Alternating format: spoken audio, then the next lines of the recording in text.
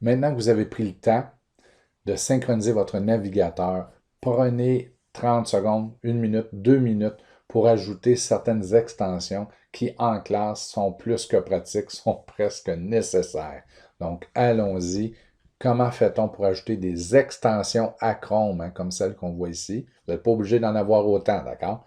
Donc, vous avez tous des besoins différents, donc c'est à vous de juger ce qui est nécessaire, ce qui est intéressant, puis ce qui n'est pas nécessaire dans votre cas. Donc, je m'en viens ici dans Favoris CSS. Je vais choisir Chrome Web Store, le magasin pour extensions.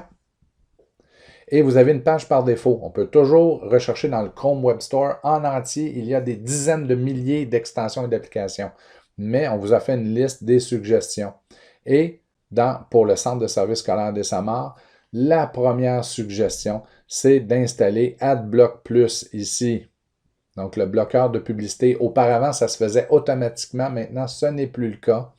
Donc, si vous voulez voir si vous l'avez déjà d'installer, vous cliquez sur le petit morceau de puzzle et vous venez voir si AdBlock Plus est présent. S'il l'est, on vous conseille de l'épingler. Donc, vous pouvez voir qu'il est ici. En ce moment, il ne bloque aucune publicité. Mais si je vais sur un site tel La Presse ou ma page par défaut, vous allez voir, regardez, 4, 19, 21, 22 publicités de bloquées. C'est vraiment pratique.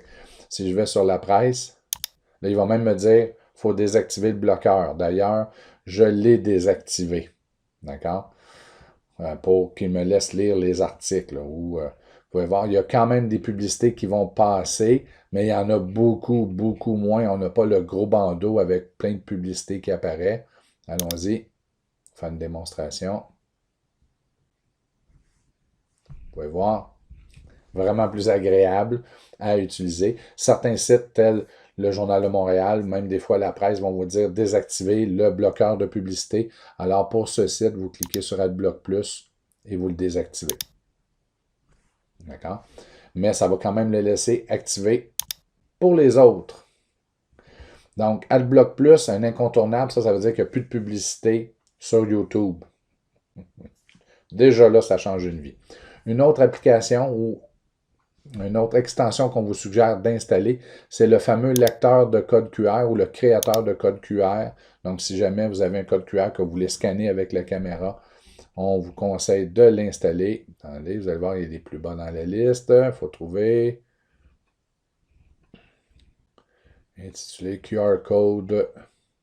Ah, ici, The QR Code Extension. Donc, on vous suggère d'installer cette extension-là. Une fois qu'elle est installée, vous cliquez sur le puzzle et vous l'épinglez. Donc, j'ai beaucoup d'extensions qui sont ici. Vous n'êtes pas obligé d'avoir les mêmes. C'est pour des besoins bien particuliers. Pardon. Donc, allez-y. Et vous pouvez même vous permettre de magasiner ici. Vous avez des descriptions, des extensions pour Google Classroom. Vous avez des extensions pour enregistrer sa voix, faire des vidéos, pour utiliser une caméra document. Vous avez ça ici. Vous avez des extensions pour enregistrer sa voix sur un Chromebook principalement, là. Mais vous avez aussi pour la mathématique, français, la biologie, il y a plein de suggestions d'aide à la lecture, d'aide à l'écriture. Donc, amusez-vous bien.